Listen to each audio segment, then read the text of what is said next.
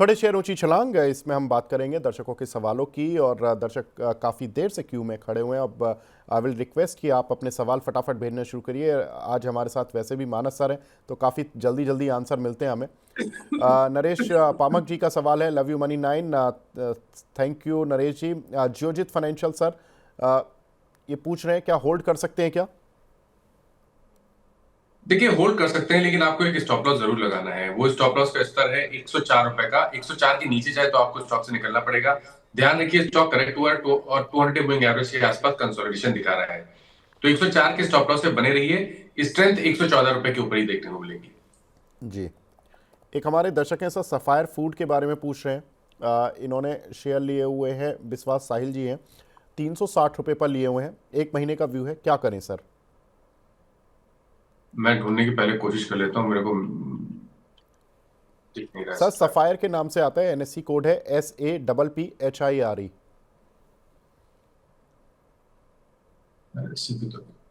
BSc, एक minute जी। Okay, तो देखिए 338 का प्राइस चल रहा है। जी यहाँ बिल्कुल। पर स्टॉक करेक्ट हुआ है, 22 मूविंग एवरेज के आसपास ट्रेड कर रहा है। देखिए, अगर हम medium to long term chart पे जाए तो कोई खास ट्रेंड दिखता नहीं है। 300 रुपए पे सपोर्ट है, 400 रुपए पे रेजिस्टेंस है। जब तक इस रेंज के बाहर नहीं पुश होगा स्टॉक, तब तक कोई बड़ा मूव शायद देखने को नहीं मिले। लेकिन क्योंकि डेली चार्ट पे हाई टॉप हायर बॉटम्स का कंफर्मेशन है, मेरे ख्याल से 310 के स्टॉप लॉस से पोजीशन में होल्ड करिए। 310 ध्यान रखिए, यहाँ पर 200 मूविंग एवरेज आता है। तो 310 के स्टॉप लॉस से बने रहिए स्टॉक में। 360 के ऊपर निकलेगा तो 400 रुपए तक के प्राइस स्टॉक दिखा सकता है। जी। ओमेश्वर नायक जी का सवाल है सर, टाइम टेक्नोप्लास्ट 485 के प्राइस के लिए हुए हैं, होल्ड करें या लॉस बुक करें? 443 के करीब चल रहा है, 40 रुपये का लॉस हो रहा है करीब। देखिए, यहाँ पर उछाल मिले तो निकलने की कोशिश करिए। हालांकि ट्रेंड नेगेटिव लग रहा है, लोअर टॉप लोअर बॉटम का ट्रेंड डेली चार्ट पे दिख रहा है, वीकली चार्ट पे बेरिश पैटर्न बन रहा है। मेरे ख्याल से यहाँ पर दो काम करने हैं। पहले तो आपको 420 के नीचे स्टॉप लॉस लगा लीजिए, जहां पर 20 वीक मूविंग एवरेज आता है।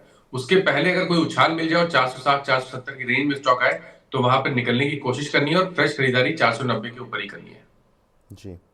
हर्षित चौहान जी पूछ रहे हैं कि सर इनके पास EMBDL ये अपर सर्किट लगा था 132 पर, इन्होंने कुछ शेयर लिए हुए हैं, परसों ही लगा था अपर सर्किट, लेकिन ये एग्जिट नहीं किया इन्होंने। अब क्या करें लॉन्ग टर्म में, कब एग्जिट मिल सकता है इनको सर? देखिए, लॉन्ग टर्म के हिसाब से 124 पे आपको स्टॉप लॉस लगा के पोजीशन को होल्ड करना है। पिछले 2 दिनों से जो प्रॉफिट बुकिंग देख रहे हैं, उसे हमें करेक्शन की तरह हमें देखना चाहिए। 124 के स्टॉप लॉस से बने रहिए। अगर स्टॉक 135 130 की रेंज में सपोर्ट लेगा तो रैली में वापस आपको 160 रुपए तक की प्राइस दिखा सकता है। जी।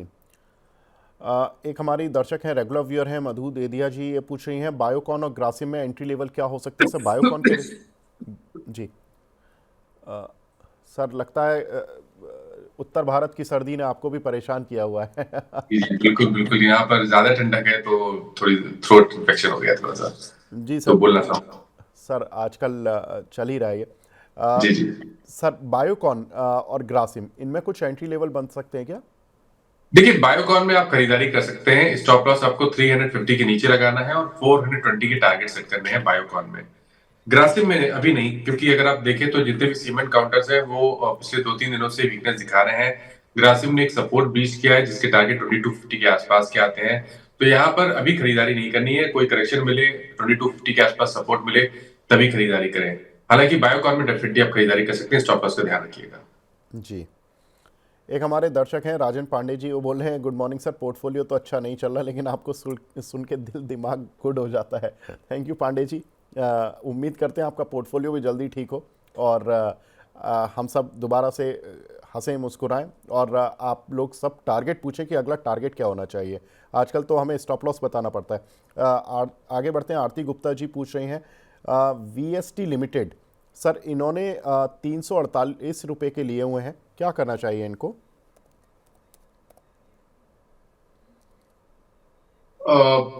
देखिए, अभी 211 रुपए के प्राइस चल रहे हैं। सर पैटर्न तो VST निगेटिव है। इंडस्ट्रीज, ये VST इंडस्ट्रीज आप लिमिटेड हो सकते हैं। हाँ जी सर, इन्होंने लिमिटेड लिखा था तो VST इंडस्ट्रीज है ये। ओके, जो 326 रुपए पे चल रहा है। जी बिल्कुल।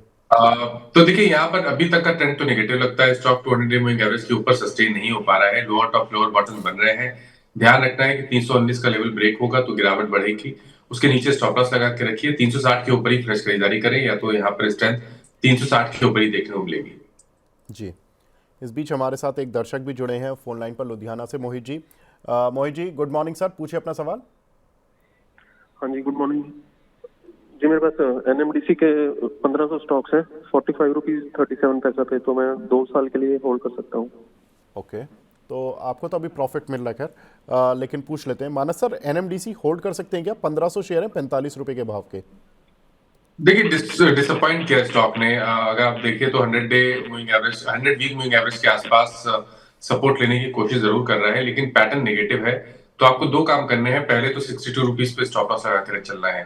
उससे पहले अगर कोई रैली देखने को मिले तो 70 रुपए के आसपास निकलने की कोशिश करनी है, और फ्रेश खरीदारी 80 रुपए के ऊपर ही करेंगे।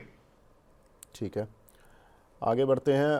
कुछ और दर्शकों के सवाल लेना शुरू करते हैं। यहाँ पर मिल रहा है एक सवाल प्रियंका पटेल जी का IRFC पर। सर, इन्होंने 64 रुपये के कुछ शेयर लिए हुए हैं। क्वांटिटी नहीं बताइए, लेकिन लॉन्ग टर्म के लिए पूछ रही हैं कि बने रहें या नहीं बने रहें। प्रॉफिट तो हो रहा है सर इनको अच्छा खासा, लेकिन प्रॉफिट अब कम होता जा रहा है। IRFC की बात की आपने, राइट? जी सर, जो 143 रुपये का चल रहा है। बिल्कुल। तो देखिए, यहाँ पर स्टॉप लॉस लगाना जरूरी है। 130 रुपए के नीचे स्टॉप लॉस लगाइए, जो कि मेरे ख्याल से नवंबर मंथ में स्टॉक ने अक्टूबर मंथ में टेस्ट किया, तो उसके बाद हमने रिकवरी भी देखी थी। तो अगर 130 के नीचे गया तो फिर गिरावट बढ़ेगी, और उस केस में आपको 112 रुपए तक के भाव भी स्टॉक दिखा सकता है। कॉशियस रहना चाहिए, स्टॉप लॉस लगा के रखिए। अब स्ट्रेंथ आपको 160 रुपए के ऊपर ही देखने को मिलेगी। अगर 160 के ऊपर सस्टेन करेगा तब तो आपको 200 रुपए तक के भाव स्टॉक दिखा देगा। लेकिन फिलहाल के लिए, क्योंकि डेली चार्ट थोड़े वीक लगते हैं, इसलिए स्टॉप लॉस जरूर लगा के रखिए। जी, मीनू जिंदल जी पूछ रही हैं नालवा सन सर, इन्होंने 8700 रुपये के लिए हुए हैं कुछ शेयर, और अभी चल रहा है 7387, यानी कि करीब करीब 1300-1400 रुपये का इनको लॉस हो रहा है। सर क्या करना है? मैं स्टॉक का नाम नहीं सुन पाया। NSIL सर, इस नाम से कोड आता है NSE पर, Nalwa sons investment limited, NSIL। ये 7300 का प्राइस चल रहा है। बिल्कुल सर, 7300। तो देखिए, आप थोड़ा सा कॉशियस रहिए, क्योंकि अगर ये रेंज ब्रेक होती है 7300 7250 के नीचे स्टॉक फिसलेगा, तब तो गिरावट बढ़ेगी, और उस केस में शायद आपको 6400 तक के भाव भी स्टॉक दिखा देगा। कॉशियस रहना चाहिए, स्टॉप लॉस लगा के रखिए 7300 के नीचे। अगर 7300 का लेवल ब्रेक ना हो और ऊपर की तरफ 8000 8100 के ऊपर निकलने की कोशिश करे, तब ये मान के चलिएगा कि 9000 का स्तर स्टॉक वापस टेस्ट कर सकता है। जी, गुड़गांव से हमारे साथ एक दर्शक और भी जुड़े हैं, सोनू जी जुड़े हैं। सोनू जी आए, गुड मॉर्निंग सर, पूछिए अपना सवाल। सर गुड मॉर्निंग, बहुत बहुत धन्यवाद। मेरे पास डैम के हैं सर 110 शेयर 420 के हिसाब से, मुझे क्या करना चाहिए बताएं। डैम कैपिटल, बिल्कुल 420 के भाव के हैं आपके पास। पूछ लेते हैं। मानस सर, डैम कैपिटल 387 रुपये पर चल रहा है, और इन्होंने 420 के भाव के लिए हुए हैं, तो लॉस हो रहा है करीब 10% का। क्या करना है? देखिए, बहुत ज्यादा हिस्ट्री है नहीं, 5-6 कैंडल दिख रहे हैं, तो इस पे व्यू टेक्निकली देना बहुत मुश्किल है। सर, अगर कुछ सपोर्ट पर कोई एक मिल जाए कि ठीक है यहाँ देखिए, पर बिल्कुल शॉर्ट टर्म की अगर 1 से 2 दिनों की बात करें तो 382 के आसपास सपोर्ट है। अगर 382 का लेवल ब्रेक होगा तो 365 वापस स्टॉक देख लेगा, और स्ट्रेंथ तो 414 रुपए 420 रुपए के ऊपर ही देखने को मिलेगी। तो बहुत बहुत छोटी हिस्ट्री है, तो बिल्कुल ये शॉर्ट टर्म का व्यू मैंने आपको बताया। जी बिल्कुल, कोई बात नहीं सर, छोटा ही व्यू चल जाएगा। SK साजू साहब का सवाल है, गेल के बारे में बताएं सर, 230 रुपये के लिए हुए हैं, होल्ड करें या सेल कर दें? देखिए, पहले स्टॉप लॉस लगा लीजिए। 183 का स्टॉप लॉस लगाना जरूरी है गेल में। गेल अगर 183 के नीचे जाएगा तो 172 तक चला जाएगा। ऊपर की तरफ एक रेजिस्टेंस अब बन गया है 192 से लेकर 195 की रेंज में। तो स्टॉक पे स्ट्रेंथ आने के लिए कम से कम 195 के लेवल को ब्रेक करना जरूरी है। उसके ऊपर निकलेगा तभी स्ट्रेंथ देखने को मिलेगी, और उस केस में आपको 210 तक के भाव स्टॉक दिखा सकता है। जी, ससाधर साहू जी का सवाल है हीरो मोटो कॉर्प पर सर, 5700 रुपये के लिए हुए इन्होंने, पूछ रहे हैं क्या टारगेट रखें? अभी तो 4123 आ गया, 1600 रुपये का लॉस हो रहा है, क्या इनको कुछ मिल पाएगा सर अपसाइड? देखिए, बहुत बड़ी गिरावट हुई है। अगर आप देखें तो 6200 से लगातार लोअर टॉप लोअर बॉटम बन रहे हैं, लेकिन अब यहाँ पर निकलने का मतलब बनता नहीं है, क्योंकि ध्यान रखिए 2017 में इसी लेवल को 4100 के लेवल को स्टॉक ने टेस्ट किया था, और उसके बाद करीब करीब 4100 के लेवल्स ब्रीच हुए हैं 2023 में। तो 6 साल के बाद 4100 का लेवल ब्रेक हुआ था। तो मेरे ख्याल से यहाँ पर स्टॉक सपोर्ट ले सकता है, बहुत ही क्रूशियल लेवल है। मैं आई थिंक बने रहिए, क्योंकि आपका लॉन्ग टर्म का व्यू है, इसलिए बने रहने की राय रहेगी। अगर आपको स्टॉप लॉस लगाना है तो 4000 के नीचे लगाना है, पोजीशन में बने रहिए। 4400 4500 के ऊपर निकलेगा तो ये मान के चलिएगा कि शॉर्ट टर्म बॉटम बना है, और फिर आपको 5200 या 5400 तक के भाव स्टॉक वापस दिखा देगा। जी, एक और सवाल सर, जिसके आपको चार्ट तो कम ही मिलेंगे क्योंकि डेटा कम है। मोबीक्विक ये हाल की लिस्टिंग है, लेकिन एक हमारी व्यूअर हैं किरण जी, ये पूछ रही हैं इन्होंने आईपीओ से ही लिया हुआ है, अभी क्या करें सर? इसके रिजल्ट्स भी आए थे आई थिंक कल परसों ही, और रिजल्ट्स में कुछ लॉस वॉस भी आया था। सर क्या करें अभी? कुछ कोई सपोर्ट वगैरह दिख रहा है आपको? तो देखिए 550 रुपए का स्टॉप लॉस लगा लीजिए, उसके नीचे जाएगा तो आपको अपनी लॉन्ग पोजीशन से निकलना है। अभी तक कंसोलिडेशन दिख रहा है, ट्रेंड बताना मुश्किल है, लेकिन अगर 640 के ऊपर निकलेगा तो उसके ऊपर आपको करीब 70-80 रुपए का आपको और स्टॉक दिखा सकता है। ठीक है। बबीता जी पूछ रही हैं सर, पीआई इंडस्ट्री या कोई फर्टिलाइजर स्टॉक जो आपको लगता है कि एंट्री लेवल ठीक है उसका, इसमें बाय कर सकते हैं? देखिए पहले तो पीआई इंडस्ट्रीज को थोड़ा अवॉइड करिए तो बेहतर रहेगा। यहाँ पर तो 39 के ऊपर ही खरीदारी करनी है, और अगर एक ट्रेड फर्टिलाइजर स्टॉक में लेना है थोड़े से लंबे नजरिए से, तो वो डेफिनेटली चंबल फर्टिलाइजर होगा। यहाँ पर एक बड़ा कंसोलिडेशन वीकली चार्ट पे देखने को मिल रहा है 440 से 560 की रेंज में, और इस कंसोलिडेशन में ये एक फ्लैग पैटर्न बना रहा है। अगर 560 रुपए के ऊपर निकलेगा तो उसके ऊपर आपको कम से कम 100 से 125 रुपए की तेजी देखने को मिलेगी। अगर एक ट्रेड लेना होगा फर्टिलाइजर स्पेस में तो चंबल फर्टिलाइजर में 440 के स्टॉप लॉस से एक पोजीशन ट्रेड 6 से 8 महीने के लिए लेना चाहिए। जी, एक हमारे दर्शक हैं, उनका नाम तो नहीं पता, लेकिन उन्होंने लिखा है कि I am regularly watching your programme. इनको सलाह चाहिए सर। तेजस नेटवर्क पर 1273 रुपये के इन्होंने कुछ शेयर लिए हुए हैं, पूछ रहे हैं कि होल्ड करें या सेल कर दें। लॉस तो हो रहा है इनको, करीब अभी 1110 चल रहा है शेयर। देखिए पहले तो पैटर्न अगर हम ट्रेंड को समझे तो वो नेगेटिव है, लोअर टॉप लोअर बॉटम का ट्रेंड है, 200 मूविंग एवरेज के नीचे ट्रेड कर रहा है। 1105 पे एक सपोर्ट है, अगर 1105 के लेवल ब्रेक होगा तो 1000 रुपए तक के भाव पे स्टॉक दिखा देगा। तो 1104 के स्टॉप लॉस से बने रहिए, ध्यान रखिए स्ट्रक्चर वीक है, इसलिए उछाल पे यहाँ पर निकलने की कोशिश करनी है। ठीक है। एक हमारे दर्शक हैं सर, वो पूछ रहे हैं कि स्पंदना स्फूर्ति और ज्वारी एग्रो, इन दोनों में कोई फ्रेश एंट्री ले सकते हैं क्या? तो देखिए पहले स्पंदना की बात करें तो यहाँ पर 3 दिनों से बहुत ही बढ़िया रैली देखने को मिली है, लेकिन अब इस रैली के बाद एंट्री करना थोड़ा सा मुश्किल है। मेरे ख्याल से कभी कोई डिप मिले तो आप 450 से 425 की रेंज में स्टॉक को अकुमुलेट कर सकते हैं 374 रुपए के स्टॉप लॉस से, और फिर आप 600 रुपए तक के टारगेट भी सेट कर सकते हैं। ज्वारी इंडस्ट्रीज में ट्रेड ना ही ले तो बेहतर है, क्योंकि यहाँ पर बड़ा कंसोलिडेशन है। 300 रुपए 380 इसी रेंज में स्टॉक काफी समय से ट्रेड कर रहा है, तो अगर यहाँ पर कोई ब्रेकआउट 380 रुपए के ऊपर देखने को मिले तभी यहाँ पर ट्रेड में एंटर करना चाहिए, अदरवाइज अवॉइड करिए तो बेहतर है। अगर आपके पास लॉन्ग पोजीशन है तो 300 रुपए का स्टॉप लॉस लगाइए। जी। सुनीता चौधरी जी गुड मॉर्निंग, एज यूजुअल बोल रही हैं। Good morning ma'am, I hope कि आप ठीक होंगी, अच्छा होगा आपका पोर्टफोलियो। आगे बढ़ते हैं। एक हमारे दर्शक हैं क्षितिज, इनका सवाल है जेंसोल इंजीनियरिंग, जो इसमें ये पूछ रहे हैं कि अपकमिंग जो क्वार्टर है are really good, the share are January months and boom. ये पूछ रहे हैं कि सर इसमें कुछ कर सकते हैं क्या? जेंसोल इंजीनियरिंग। देखिए 750 के आसपास के प्राइस चल रहे हैं, 1375 से स्टॉक गिरना शुरू किया था, लेकिन आप पिछले अगर आप 1-1.5 मंथ से देखें तो स्टॉक में गिरावट तो डेफिनेटली थमी है। तो 700 रुपए के स्टॉप लॉस लगाने जरूरी है, उसके नीचे जाए तो लॉन्ग पोजीशन से निकल जाइए। अगर आप 900 रुपए के ऊपर निकलेगा तभी स्ट्रेंथ देखने को मिलेगी, और अगर 900 के ऊपर निकला तो 1100 रुपए तक के प्राइस स्टॉक टेस्ट कर सकता है। जी, एक और हमारे साथ दर्शक फोन लाइन पर हैं, नवनीत जायसवाल जी हैं। जायसवाल जी है, गुड मॉर्निंग, पूछिए अपना सवाल। सर मेरे पास हुंडई मोटर्स हैं 1960 के रेट पर 16 शेयर। ओके, तो उसके बारे में आगे क्या फ्यूचर रह सकता है? ठीक है। मानस सर, हाल की लिस्टिंग तो ये भी है हुंडई, और कुछ ज़्यादा खास इसमें रिस्पांस मिला नहीं, लोगों को रिटर्न नहीं आया। सर क्या करना है इस काउंटर पर? देखिए यहाँ पर जो रेंज है वो छोटी होती जा रही है। लिस्टिंग के प्राइस से देखें तो 1960 के हाइस थे, उसके बाद नीचे 1700 के हाइस बने, लोज बने, फिर 1920 को वापस टेस्ट किया, फिर अगर आप देखें तो 1740 का लो बना। तो ये जो रेंज है ये छोटी होती जा रही है, तो इस रेंज के जब बाहर निकलेगा तभी खरीदारी करनी चाहिए, तभी आपको ट्रेंड क्लियर दिखेगा। बट फिलहाल के लिए क्योंकि इन्होंने लॉन्ग पोजीशन बना ली है, 1724 का स्टॉप लॉस जरूर लगाइए। जी। शमाला भट्ट जी का सवाल है, बीईएल बाय कर सकते हैं क्या इन लेवल्स पर सर? नहीं, बीएल अभी बाय नहीं कर सकते हैं। ये सही है कि स्टॉक सपोर्ट के पास में है, 270 पे 200 मूविंग एवरेज आता है, लेकिन खरीदारी करने के लिए 295 के लेवल्स को ब्रेक करना जरूरी है। जी। एक हमारे दर्शक हैं शेख साहब, हकीम शेख साहब, ये इंडो काउंट के बारे में पूछ रहे हैं सर। 360 रुपये के इन्होंने कुछ शेयर लिए हुए हैं, अभी 333 चल रहा है, क्या करना चाहिए इनको?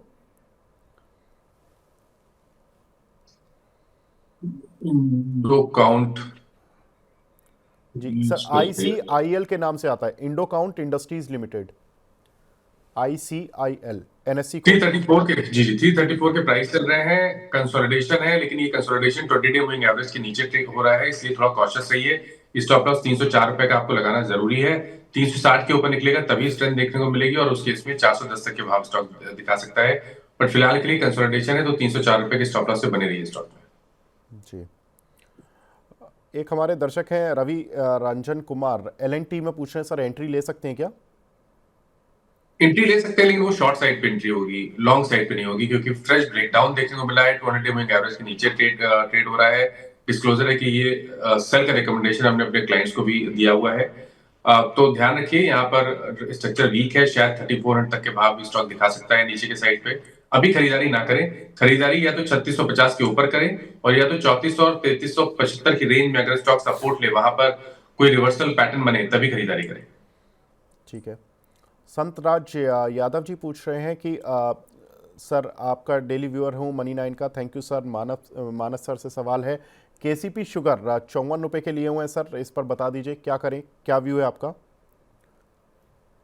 देखिए, कोई खास ट्रेंड दिखता नहीं है, कंसोलिडेशन दिखता है, और ये कंसोलिडेशन 200 डे मूविंग एवरेज के अराउंड हो रहा है। तो 54 पे रेजिस्टेंस है, करीब करीब 40 रुपए पे सपोर्ट है। तो 39 के स्टॉप लॉस से बने रह सकते हैं, लेकिन फ्रेश खरीदारी नहीं करनी है। फ्रेश खरीदारी तो केवल 54 रुपीज के ऊपर ही करनी है।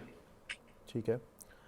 पंकज जी का सवाल है नालको पर, नेशनल एल्यूमिनियम पर सर, इन्होंने 200 शेयर लिए हुए हैं 228 के भाव के, आप पिटते जा रहे हैं सर। ये सारे मेटल काउंटर 12 दिसंबर को अपना हाई लगाकर लगातार वहां से सेलिंग दिखा रहे हैं, क्या करना है? तो देखिए, स्टॉप लॉस लगाना है 200 डे मूविंग एवरेज के नीचे स्टॉप लॉस लगा लीजिए। 195 पे ट्रेड पे 200 डे मूविंग एवरेज आता है। 194 के स्टॉप लॉस से आप बने रह सकते हैं, लेकिन ट्रेंड नेगेटिव है, तो उछाल पे निकलने की कोशिश करनी है, और खरीदारी 230 रुपए के ऊपर ही करनी है। जी, इसी बीच एक और दर्शक हमारे साथ फोन लाइन पर हैं दिल्ली से, Kishan Raj ji. Kishan ji good morning sir, पूछिए अपना सवाल।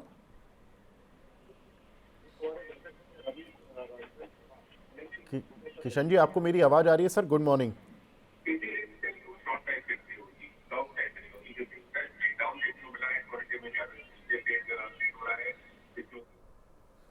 सर, आवाज़ तो आपकी क्लियर नहीं आई है, लेकिन सवाल मेरे को मिल गया है, तो मैं आपका सवाल ले लेता हूं। ओरिएंट टेक्नोलॉजीज़ के 50 शेयर हैं 430 के भाव के, क्या व्यू है सर? मानस सर, ओरिएंट टेक्नोलॉजीज़। तो देखिए, यहाँ पर ट्रेंड तो बहुत पॉजिटिव है, हायर टॉप्स हायर बॉटम्स लगातार बन रहे हैं, और जब भी स्टॉक करेक्ट होता है तो ट्रेंडिंग मूविंग एवरेज के नीचे फिसलता नहीं है।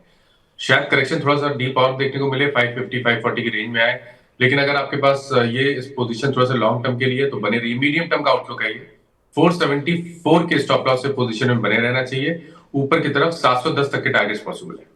जी, सोनी कुमारी जी पूछ रही हैं कि सर, जियो फाइनेंस में क्या करें, क्या एक्यूमुलेट कर सकते हैं, और टाटा पावर को भी और एक्यूमुलेट कर सकते हैं क्या? देखिए, जियो फाइनेंशियल वीक लगता है, तो कभी उछाल मिले तो यहाँ पर निकलने की कोशिश करनी है, और 316 रुपए के ऊपर ही खरीदारी करनी है।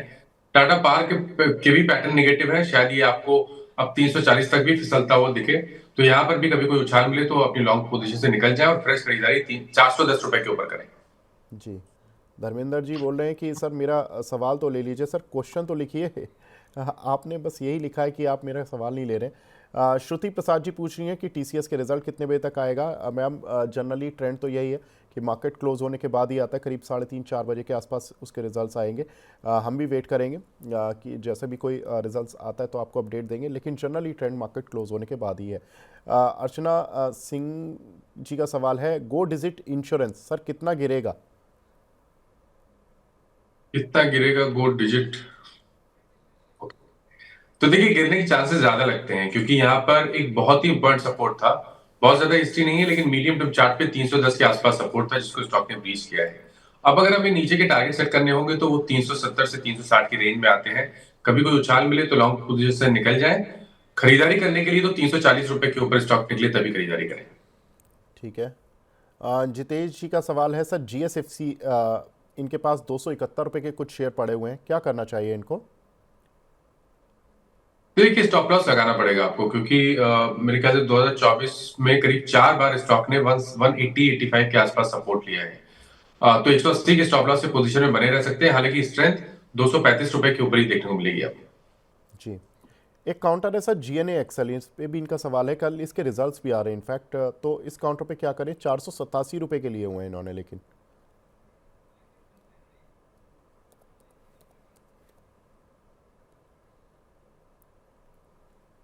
जीएनए सर इसी नाम से एनएससी कोड है इसका, 408 रुपए का शेयर चल रहा है।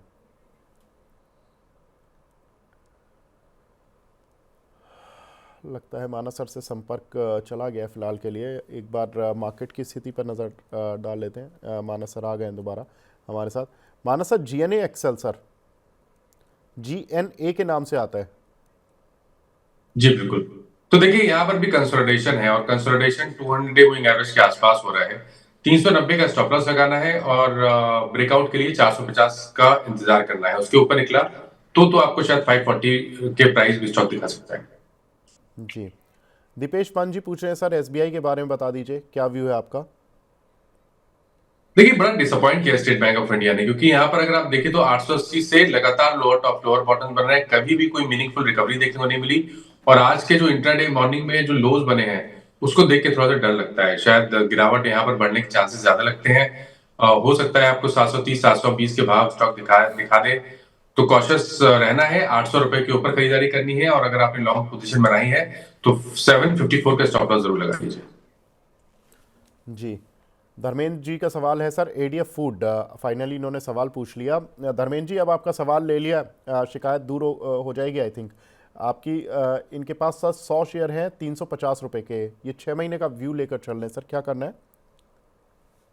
देखिए पैटर्न तो बहुत पॉजिटिव नहीं है, लेकिन सपोर्ट के पास ट्रेड कर रहा है। तो 265 रुपए पे एक सपोर्ट है, उसके नीचे आपको स्टॉप लॉस लगा के पोजीशन को होल्ड करना है। और अब ध्यान रखना है, जब तक 300 रुपए के नीचे ट्रेड करता रहेगा तब तक यहाँ पर वीकनेस बनी रहेगी। अगर 300 रुपए का लेवल ब्रेक हो गया, उसके ऊपर निकला, तो आपके जो भाव है बाइंग प्राइस वो तो जरूर आ जाएंगे।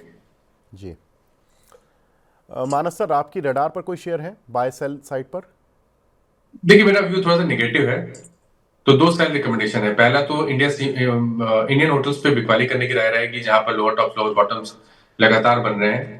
करंट लेवल्स पे बिकवाली करिए 831 रुपए के स्टॉप लॉस से, और 800 रुपए तक के टारगेट्स पॉसिबल है। और दूसरा स्टॉक है टाटा स्टील का, यहाँ पर भी फ्रेश ब्रेकडाउन देखने को मिला है आज 2 दिनों के कंसोलिडेशन के बाद। तो यहाँ पर भी बिकवाली करनी है। 132 रुपए 50 पैसे के स्टॉप लॉस से बिकवाली करेंगे। 126 रुपए तक के टारगेट्स पॉसिबल है टाटा स्टील में भी। बिल्कुल, तो सर ने टाटा स्टील पर बिकवाली की सलाह दी है, और सर का मानना है कि यहाँ पर थोड़ी सी कमज़ोरी देखने के लिए मिल सकती है। मानस सर आप हमारे साथ जुड़े, सर बहुत बहुत शुक्रिया हमसे जुड़ने के लिए और अपना प्रीशियस टाइम देने के लिए। Thank you so much. Thank you sir. अब हमारे साथ तीसरे खास मेहमान जुड़ चुके हैं, हमारे साथ जुड़े हैं Avinash Gorakshakar sir, profit mart securities के डायरेक्टर हैं। Avinash sir good morning. हाँ गुड मॉर्निंग विवेक सर वैसे तो आजकल मॉर्निंग में गुड फैक्टर तो गायब है, लेकिन फिर भी सर ये मार्केट में अभी मेरी मानस सर से बात हो रही थी, वो बोल रहे थे कि बैंक निफ्टी ने थोड़े लेवल ख़राब कर लिए हैं। वीकली जो हेड एंड शोल्डर्स की नेकलाइन होती है उसको तोड़ दिया, तो टेक्निकली यहाँ से वो एक करीब 10% का फॉल देख रहे हैं बैंक निफ्टी में। सर आप कितना मानते हैं कि बैंक निफ्टी कितना परेशान कर सकती है आने वाले दिनों में? देखिए मेरे ख्याल से एक बैंक निफ्टी अगर गिरता है 10% से तो मेरे ख्याल से मार्केट्स के लिए बहुत भारी झटका रहेगा। क्योंकि बैंकिंग ओवरऑल इंडेक्स की बात करें तो करीबन 30% बैंकिंग स्टॉक्स इंडेक्स का कॉन्स्टिट्यूशन है। तो ये डेफिनेटली नियर टर्म के लिए तो काफी मार्केट को और वॉलेटाइल और ऑल पैनिकी बना देगा। लेकिन मेरा मानना है कि देखिए जो रियल रीजन है मार्केट्स को ऊपर जाने की दिक्कत हो रही है वो इसलिए क्योंकि करेंसी पॉइंट ऑफ व्यू से रुपया सिग्निफिकेंटली वीक हो चुका है, एफआईएस के आउटफ्लो हो चुके हैं, यूएस में बॉन्ड यील्ड्स रिकॉर्ड हाई पे पहुंचे हैं, और अभी ऐसा कोई पिक्चर क्लियर दिख नहीं रहा है जिससे कि हमको लगे कि भाई कोई बड़ा रीरेटिंग ट्रिगर आए, क्योंकि Q3 के नतीजे का सीजन आज शुरू हो जाएगा, आज टीसीएस के नंबर से शुरुआत होगी। तो मेरे ख्याल से देखिए नंबर्स अगर उम्मीद के हिसाब से नहीं आए Q3 के नंबर ओवरऑल, तो मुझे लगता है कि जो मानस ने कहा है वो शायद ठीक हो सकता है, क्योंकि मार्केट को फिर कोई भी ऐसा बड़ा सपोर्ट मिलेगा नहीं, क्योंकि अभी कॉर्पोरेट नंबर जो पिछले 2 क्वार्टर्स के आए थे बहुत ही खराब नंबर थे, और तीसरा तिमाही भी अगर खराब आता है तो मेरे ख्याल से मार्केट्स को फिर छुपने के लिए जगह नहीं मिलेगी, और हो सकता है ये एफआई की सेलिंग अगर बढ़े तो डेफिनेटली आपको अच्छा खासा सेल ऑफ देखने को मिलेगा। तो हमको इंतजार करना पड़ेगा। बट मेरे ख्याल से मैं समझता हूँ कि जो सिलेक्टिव सेक्टर्स है, जैसे रियल एस्टेट हो गया, कैपिटल गुड्स हो गया, उसके बाद टिपिकली कंज्यूमर ड्यूरेबल्स हो गए, एग्रो रिलेटेड जो सेक्टर्स हो गए, सीमेंट हो गया, तो यहाँ पे डेफिनेटली मौके हैं। तो मैं समझता हूँ कि everything is not lost, but हाँ, अभी पैसा बनाने का जो जो टेंडेंसी, जो बहुत इजी मनी बनता था पहले, वो शायद अभी नहीं बनेगा। तो उसलिए आई थिंक थोड़ा सा कॉशियस और थोड़ा सा सावधानी इन्वेस्टर्स को बरतना चाहिए। बट हाँ, definitely staying invested is very important, Vivek, क्योंकि ऐसे बाजार में ही आपको अच्छे मौके मिलेंगे। बिल्कुल। तो गिरते बाजार में ही मौके अच्छे भी मिलेंगे, और थोड़ा सा इंडेक्स लेवल पर परेशानी तो है, लेकिन मानस सर ने भी बताया कि 2 दिन है अभी बैंक निफ्टी अगर रिकवर हो जाता, क्योंकि वो वीकली नेकलाइन है, तो वीक जब क्लोज होता है तो फ्राइडे को ही ये सारा डेटा पूरी तरह से कंसोलिडेट होगा कि क्या फाइनल फैसला होना है। आगे बढ़ते हैं, कुछ दर्शकों के सवाल सर मैं लेता हुआ चल रहा था। एक हमारे दर्शक हैं, ये पूछ रहे हैं जी शिपिंग पर सर बाय कर सकते हैं क्या? 1309 रुपये नहीं, इन्होंने सर जी शिपिंग 1309 के बाय किए हुए हैं। इनफैक्ट लॉन्ग टर्म व्यू पूछ रहे हैं कि क्या करना चाहिए। मेरे ख्याल से देखिए, शिपिंग मार्केट में ग्रेट ईस्टर्न शिपिंग काफी वेल एस्टेब्लिश्ड प्लेयर है, और ग्लोबल बाल्टिक इंडेक्स की बात करें तो वो काफी अच्छी तरह से बढ़ रहा है। तो मेरे ख्याल से देखिए, अगर नजरिया 1.5-2 साल का है, तो ग्लोबल ट्रेड जिस तरह से बढ़ेगा उसका फायदा ऑब्वियसली ग्रेट ईस्टर्न शिपिंग जैसी कंपनी को मिलेगा। और मुझे लगता है कि काफी ऐसे कम प्लेयर्स हैं जो ग्रेट ईस्टर्न शिपिंग को टक्कर दे सकते हैं, उनके जैसे बिजनेस मॉडल खड़ा कर सकते हैं। तो ऑब्वियसली डेफिनेटली अगर नजरिया थोड़ा सा मीडियम टू लॉन्ग टर्म है, तो डेफिनेटली यहाँ पे निवेशित रहिए। मुझे लगता है कि अगले 1.5-2 साल भी कंपनी के लिए काफी अच्छे रहेंगे। जी, एक हमारे दर्शक हैं, वो पूछ रहे हैं कि सर रिलायंस इंडस्ट्रीज़ में एसआईपी की फॉर्म में ले सकते हैं? अंशुल कुमार जी हैं, 6 महीने के लिए, और पूछ रहे हैं कि आईटी फॉर्म में सीएम करंट मार्केट प्राइस पर किसको बाय कर सकते हैं 2 से 3 हफ्तों के लिए? देखिए, आईटी में तो आज टीसीएस के नंबर्स आएंगे, उसके बाद ही पता चलेगा कि किस प्रकार की कमेंट्री है। जी मेरे ख्याल से देखिए, कोई बड़ा फायरवर्क्स दिसंबर के क्वार्टर में आएगा ऐसा लगता नहीं है, बट हाँ, कमेंट्री इंपॉर्टेंट रहेगी। और सबसे बड़ा ट्रिगर आईटी कंपनीज के लिए तो रुपया है। देखिए, रुपया इतना वीक हो चुका है, तो उसका असर प्रॉफिटेबिलिटी पे जरूर आएगा। बट जो डोनाल्ड ट्रंप साहब 20 जनवरी को कहेंगे, वो मेरे ख्याल से सबसे बड़ा ट्रिगर रहेगा, क्योंकि अगर उन्होंने कुछ अच्छी बातें इंडियन आईटी कंपनीज या इंडियन आईटी सेक्टर के बारे में कहा, तो बहुत सारा आईटी बिजनेस अभी से यूएस में आना, इंडियन कंपनीज को आना बाकी है। तो थोड़ा सा इंतजार करिए। मेरे ख्याल से कोई जल्दबाजी करने की जरूरत नहीं है, क्योंकि देखिए, ये सारी कंपनीज में ऑलरेडी सारा कुछ पॉजिटिव नेगेटिव फैक्टर्ड इन है। जो नया ग्रोथ कोशेंट को लेके जो भी कमेंट्री आएगी, उससे ही स्टॉक में अच्छी बढ़त मिलने को। तो मैं समझता हूँ कि जरा नंबर्स आने दीजिए टीसीएस के। आज 7 o'clock को शाम को कॉन्फ्रेंस कॉल है, उसके बाद एक इन्फॉर्म डिसीजन आप अगर लोगे तो वो अच्छी बात रहेगी। जी, एक हमारी दर्शक है नीलू के किराई जी, ये पूछ रही हैं इंडिको रेमेडी सर, इसमें 340 रुपये के इन्होंने कुछ शेयर लिए हुए हैं, क्या करना चाहिए इनको? देखिए, ये भी कंपनी यूएस और यूरोप को एक्सपोर्ट करती है, डोमेस्टिक मार्केट में भी अपना प्रोडक्ट सप्लाई करती है। कंपनी काफी वेल मैनेज्ड है, लेकिन हमने देखा है कि पिछले 1-2 क्वार्टर से थोड़ा सा मार्जिन प्रेशर कंपनी ने एक्सपीरियंस किया था। लेकिन हमारा मानना है कि सेकंड हाफ इस कंपनी के लिए काफी अच्छा होगा। टिपिकली हमने देखा है कि फार्मा सेक्टर अच्छी खासी बढ़त ओवरऑल हमको देखने को मिली है, और ये मिड साइज फार्मा कंपनी है। तो नजरिया अगर आपका 6 to 12 मंथ है, तो यहाँ पे निवेशित रहिए। डेफिनेटली कंपनी का जो अर्निंग्स पोटेंशियल है, जो बिजनेस मॉडल है, वो काफी स्ट्रांग है। बट टाइम फ्रेम थोड़ा मीडियम टू लॉन्ग टर्म रखना जरूरी है। जी, एक दर्शक हैं, वो पूछ रहे हैं सर एमआरएफ, इन्होंने 4500 पर 100 शेयर लिए हैं, यानी कि करीब करीब 4.5 लाख रुपए इन्होंने लगाए हैं, और आज उसकी वैल्यू तो काफ़ी ज़्यादा हो चुकी है सर। अब तो एक शेयर ही 1,19,000 का बैठा हुआ है, तो करीब करीब 1 करोड़ की वैल्यू के हो गए सर, ये 1,20,00,000 के। सर क्या करें एमआरएफ पर? आई डोंट थिंक इनको सर इन्होंने किसी की सुनी होगी, क्योंकि 4500 रुपये से जो व्यक्ति होल्ड कर रहे हैं 1,20,000 तक, तो उन्होंने सुनी सबकी होगी कि तो मन की ही है, क्योंकि कहीं ना कहीं पर तो कोई ना कोई एक्सपर्ट तो मिले होंगे जिन्होंने इनको बोला होगा कि इतना अच्छा प्रॉफिट आ रहा है, लेकर निकल लो। ऐसा तो हो नहीं सकता। लेकिन फिर भी सर आप बताइए कि आपका क्या व्यू है सर एमआरएफ पर?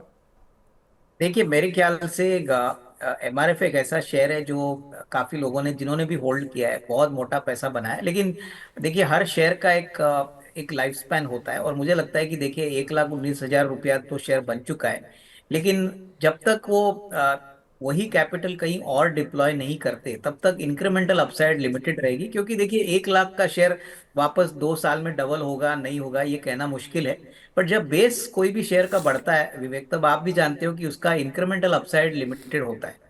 तो ये शेयर एक मल्टी बैगर तो नहीं हो सकता, ऑलरेडी मल्टी बैगर हो चुका है। तो अभी इस लेवल से अगर आपको कैपिटल बढ़ाना है तो आपको ऑब्वियसली इसमें से प्रॉफिट्स निकाल के कहीं और भी निवेश करना पड़ेगा, क्योंकि मार्केट्स में अपॉर्चुनिटीज और मौके तो अलग अलग टाइम पे आते रहते हैं।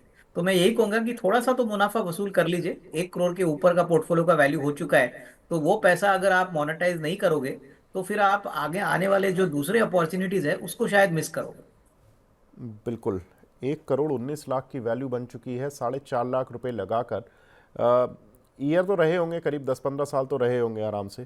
तो अच्छा पैसा लेकिन बन गया सर, बहुत अच्छा पैसा बन गया। मुबारक हो अगर आपने के पास सही में सर ये शेयर अभी भी होल्ड कर रहे हैं आप। एक हमारे साथ दर्शक हैं जिनका सवाल है सर, सुपर चैट पर आया। RBZ ज्वेलर 232 की बाइंग है सर, आप इस काउंटर को ट्रैक करते हैं? हाँ इनफैक्ट देखिए ज्वेलर स्पेस में ये काफी छोटा मीडियम साइज प्लेयर है, लेकिन नंबर्स इनके काफी अच्छे हैं। ओके। मुझे लग रहा है कि देखिए ज्वेलरी स्पेस में बहुत ही इंटरेस्ट आ रहा है जब से हमने टाइटन और कल्याण ज्वेलर्स का बिजनेस अपडेट देखा है। और मुझे लगता है कि जो तीसरी तिमाही होगी विवेक, वो सारे ज्वेलर कंपनीज के लिए बहुत बेहतरीन आने की उम्मीद है, क्योंकि फेस्टिव सीजन में एक अच्छा डिमांड देखने को मिला था। प्राइसिंग भी अच्छा इन ज्वेलर्स को मिला है। तो उस पॉइंट ऑफ व्यू से आरबीजेड ज्वेलर्स में पोजीशंस होल्ड करे।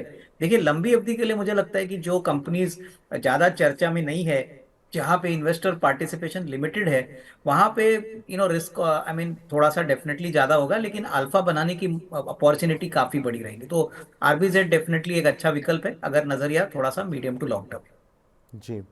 रुद्र जोशी जी पूछ रहे हैं sir, FSL first source solution ये 411 रुपए के लिए हुए, क्या करें मीडियम टर्म के लिए? देखिए ये भी बीपीओ स्पेस में एक दिग्गज प्लेयर है और मुझे लगता है कि सबसे बड़ा मार्केट तो यूएस है। यूएस में जिस प्रकार की ट्रेड पॉलिसीज बाकी इंडिया में आएगी, जिस प्रकार से नया बिजनेस आएगा, वो डेफिनेटली स्टॉक के लिए आगे एक री रेटिंग ट्रिगर साबित होगा। बट मैं यही कहूंगा कि अगर थोड़ा सा नजरिया लॉन्गर टर्म है तो ही आपको इसमें अच्छा खासा पैसा बनेगा, क्योंकि स्टॉक निचले लेवल से काफी भाग चुका है। तो अभी इस लेवल से फ्रेश बाइंग की गुंजाइश तो नहीं है, लेकिन जिनके पास पहले से स्टॉक है वो वहां पे पोजीशन होल्ड करें। जी। एक हमारे दर्शक हैं, वो पूछ रहे हैं कि HEG 564 रुपए के लिए हुए हैं इन्होंने, 1 महीने का नजरिया सर, क्या करना चाहिए इनको? देखिए 1 महीने का नजरिया कहना जरा मुश्किल है, क्योंकि स्टॉक ऑलरेडी भाग चुका है। और ग्लोबली मुझे लगता है ग्राफाइट इलेक्ट्रोड्स के प्राइसेस जब बढ़े तभी इसमें भी आपको एक अच्छा चढ़न और बढ़त देखने को मिला। देखिए ये प्रोडक्ट बहुत यूनिक है। सिर्फ 2 कंपनियां इंडिया में बनाती है, एक तो ग्राफाइट इंडिया है और दूसरा एचईजी है। और ज्यादातर इनका जो बिजनेस प्रोस्पेक्ट होता है वो स्टील कंपनीज के ऊपर डिपेंडेंट होता है। स्टील के सेक्टर में अगर अच्छी तेजी आपको देखने को मिली तो ऑब्वियसली ग्राफाइट इलेक्ट्रोड्स की खपत भी ज्यादा होती है। तो नजरिया थोड़ा सा मीडियम टू लॉन्ग टर्म रखिए, क्योंकि मेटल सेक्टर बहुत ही वॉलेटाइल है। हमको लगता है कि मेटल सेक्टर का परफॉर्मेंस Q3 में वापस थोड़ा सा एक अनइवन और मे बी थोड़ा सा नेगेटिव सरप्राइज देने वाला एक्सपेक्टेड है। तो यहाँ पे थोड़ा सा टाइम फ्रेम अगर आप लंबा दो तो डेफिनेटली आपको अच्छा पैसा बनाने का पोटेंशियल मिल सकता है। जी। एक हमारे दर्शक हैं सर, ब्लू क्लाउड सॉफ्टेक पर पूछ रहे हैं और ड्रीम फ्रॉक्स पर पूछ रहे हैं कि सर लॉन्ग टर्म के लिए इनमें एंटर कर सकते हैं क्या? चंदन शर्मा जी हैं सवाल। देखिए ड्रीम फोक्स एक ऐसी कंपनी है जो बेसिकली एयरपोर्ट्स पे लॉन्च फैसिलिटी प्रोवाइड करती है। अलग अलग बिजनेस भी उन्होंने शुरू कर दिए हैं। और मुझे लग रहा है कि देखिए जिस प्रकार से एविएशन ट्रैफिक बढ़ रहा है, इसमें कोई डाउट नहीं कि आने वाले 2-3 साल में बिजनेस बहुत तेजी से बढ़ेगा। ड्रीम फोक्स ने अच्छा बिजनेस मॉडल एस्टेब्लिश किया है। इनके पास काफी अच्छे मार्की इन्वेस्टर्स भी ऑलरेडी इस कंपनी में इन्वेस्टेड है। तो नजरिया थोड़ा सा मीडियम टर्म रखिए। और मुझे लगता है कि ये प्रॉक्सी प्ले है एविएशन सेक्टर पे। तो डेफिनेटली आपको अगर एविएशन पे बेट लेना है तो एविएशन कंपनीज खरीदने के बजाय अगर आप ड्रीम फोक्स खरीदते हैं तो अगले 1.5-2 साल में अच्छा रिस्क रिवॉर्ड बन सकता है। जी सर, बजाज हाउसिंग में क्या करें? ये शेयर तो बिल्कुल सुस्त हो गया, वैसे तो मार्केट भी सुस्त हो गया, लेकिन 162 रुपए के लिए हुए हैं। एक हमारे दर्शक है अमन जी, क्या करें सर? देखिए, हाउसिंग फाइनेंस बिजनेस इंडिया में बहुत ही बड़ा मार्केट है, और मुझे याद है जब ये स्टॉक लिस्ट हो गया था तभी इसमें बहुत अच्छी तेजी देखने को मिली थी। देखिए, ये एक ऐसा शेयर है जो आपको लेके कम से कम 1.5-2 साल लेके बैठ जाना है। इसमें वेल्थ क्रिएशन जरूर बनेगा, बट थोड़ा सा टाइम जरूरी है, क्योंकि देखिए क्या होता है कि हर दिन तो कोई खबर ऐसी कंपनीज की आती नहीं है। बट ओवरऑल जिस प्रकार का मैनेजमेंट कैलिबर है, बैलेंस शीट साइज है, एसेट क्वालिटी है, और ओवरऑल मार्केट अपॉर्चुनिटी है, मुझे लगता है कि आपको ऐसे टाइम पे ऐसे शेयर्स को एक्यूमुलेट करके सिर्फ थोड़ा सा टाइम देना है। लंबी अवधि के लिए मुझे लगता है अच्छा पैसा बनेगा।